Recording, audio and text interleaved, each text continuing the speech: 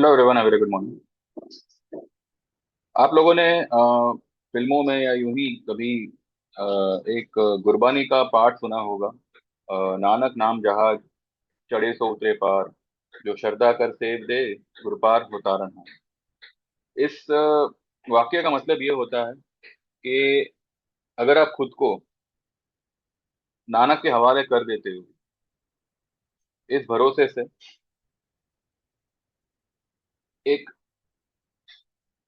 एक ऐसा भरोसा जो अंधा नहीं है, पर जिसमें एक समर्पण है, जिसमें एक प्यार है, जिसमें एक भाव है, तो वो नानक जहाज की तरह आपको इस जिंदगी के भवसागर से पार ले जाता हूँ। ये मेरा मानना है।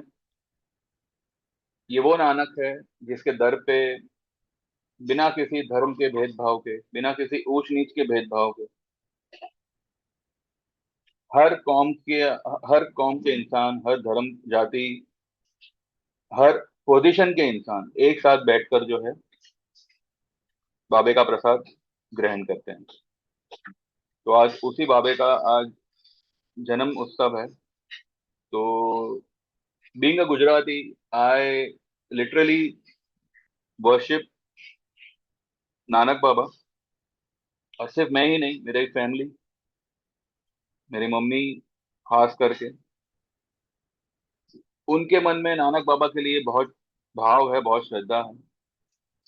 और उस बाबे का एक ही धर्म रहा है, सेवा। आज के दौर में उस सेवा का बहुत ही दुरुपयोग सा होता है। लोग सेवा के नाम पे आपसे काम करा लेते हैं, पर आपको आपके तरफ जो उनकी सेवा होती है वो निभाने में वो निष्फल होते हैं। तो सेवा है, तो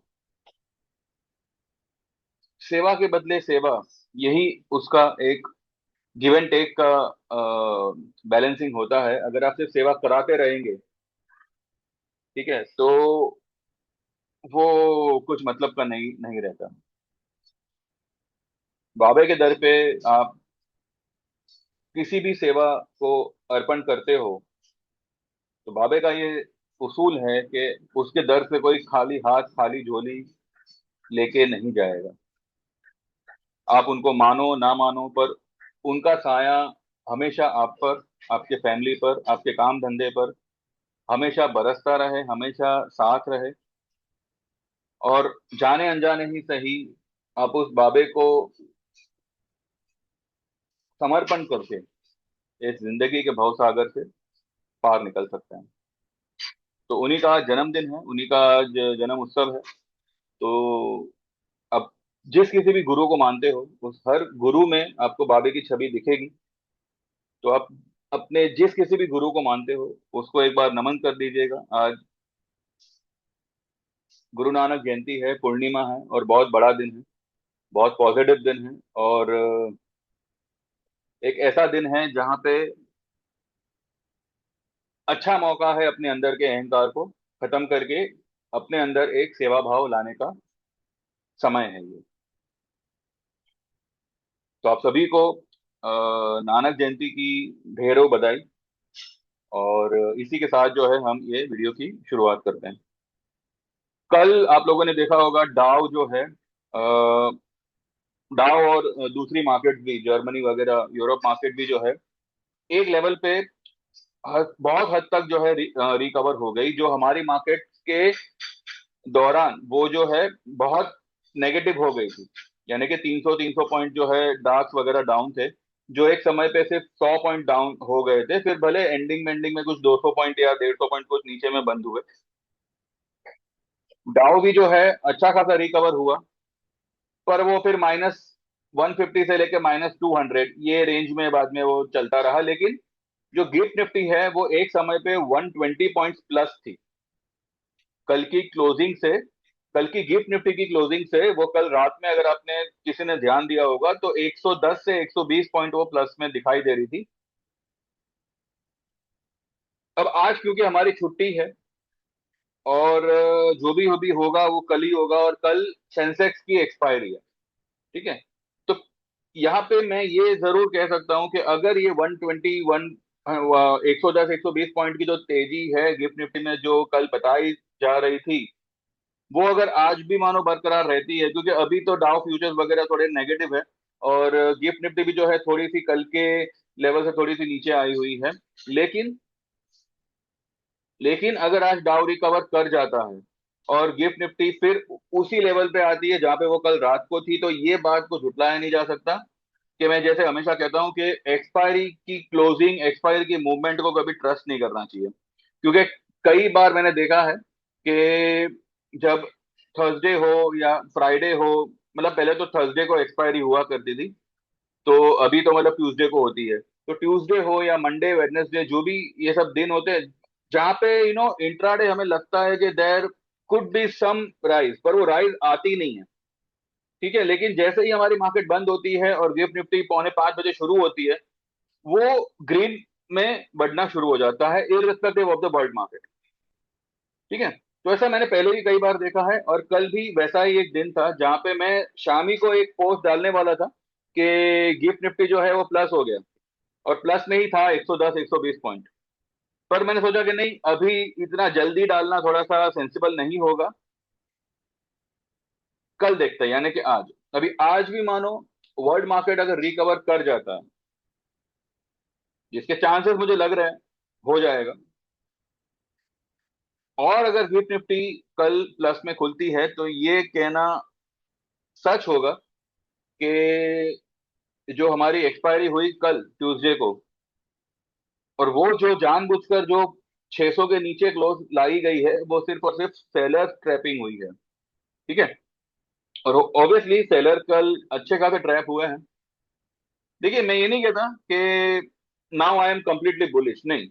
आई am bullish for just 150 200 points, maximum 300 points, यानी कि 25 850 से लेके 900, this is my level where मेरा बुलिशनेस खत्म हो जाएगा। और मेरे जो भी मैंने स्टॉक्स वगैरह जो भी बाय करने को दिए हैं, वो सब भी हम उस लेवल पे बुक कर लेंगे। मेन पॉइंट इज, ये यहाँ पे अंडरस्टैंड करना बहुत इंपॉर्टेंट है कि मार्केट कभी भी वन साइड ऊपर नहीं जाता, मार्केट कभी भी वन साइड नीचे नहीं आता। और अगर वो ऐसा करता है, दैट मीन्स कि कहीं ना कहीं वो बहुत से लोगों को वहां पे फंसा रहा है। और पिछले कुछ समय से मार्केट ने यही चाल चली है कि one side without any major correction वो ऊपर ही ऊपर निकलता आया हुआ है। ठीक है, ऐसे मैं आपको कई स्टॉक दिखाऊं, एलटीएफ भी जो है इसी इसी किस्म का एक स्टॉक है जो बिना एक मेजर करेक्शन के, बिना एक अच्छे खासे पुल बैक के, वो वन साइड ही जो है ऊपर का ऊपर भागा हुआ है। तो ये स्टॉक में गड़बड़ है।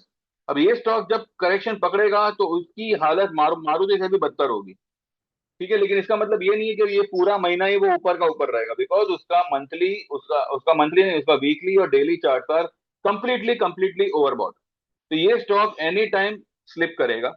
तो इसलिए मैंने मेरे ग्रुप वालों को ये स्टॉक को होल्ड करने का सुझाव दिया हुआ है, सेल पोजीशन में, इररेस्पेक्टिव मेरा व्यू मार्केट के लिए क्या है। पर ये स्टॉक मुझे लगता है कि ये अब ज्यादा ऊपर नहीं जाएगा। और भले भले निफ्टी यहाँ से 100 200 पॉइंट ऊपर भी बढ़ जावे, ये स्टॉक में ऊपरी level is very very very limited, but downside level is open till, वैसे देखा जाए तो 255 245 तक ये स्टॉक गिर सकता है। अभी आपको 280 के आसपास दिख रहा है। ठीक है, तो इसमें एक अच्छा खासा करेक्शन इज एक्सपेक्टेड। तो जिनके पास में भी ये पोजीशन है, आप चाहो तो उसमें पोजीशन ऐड कर सकते हो कल, अगर आपको ऊपरी लेवल पे मिले। या फिर अपनी जो पोजीशन है, अगर फ्यूचर में है तो ऐड करने की जरूरत नहीं है, वो नीचे आ जाएगा। लेकिन अगर ऑप्शन है तो आप 270 260 का जो है ऑप्शन, आप उसको एवरेज कर सकते हो। और इसी किस्म का एक और स्टॉक है, सॉरी ये हिल गया, सॉरी, इसी इसी इसी किस्म का एक और स्टॉक है, फेडरल बैंक। फेडरल बैंक भी जो है इसी तरह से वन साइड मूव देता हुआ आया है, और इसमें भी जो है गड़बड़ है। और ये भी स्टॉक अच्छा खासा आपको गिरता हुआ दिखेगा। एल एन टी के लिए जो मेरा व्यू था, मंदी का था, उसके बावजूद वो जो है 40 तक चला गया, यानी कि 4041 तक चला गया। वहां से कल आपने देखा 3925 तक वो लुढ़क गया। ठीक है, 2 दिन लगे उसको 100 150 100 125 पॉइंट निकालने को। ये स्टॉक और नीचे जाएगा, पर अब यहाँ पे हमने जो है 3,950 के आसपास उसको बुक किया था। वहां से वो 25 पॉइंट नीचे आया हुआ है, लेकिन अब इसमें सेलिंग बनेगा 3,980-85 के आसपास। ठीक है, या 90, 90 तक मेरे ख्याल से that is decent level to go short in LNT for the target of 3800 and below. ठीक है, तो ये पॉसिबल है। तो यहाँ पे समझने की बात ये है कि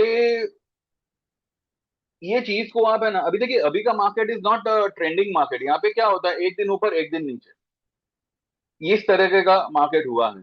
तो यहाँ पे आप ये नहीं कह सकते कि उसको एक बार एक लेवल कुदाने दो, उसके बाद हम देखेंगे।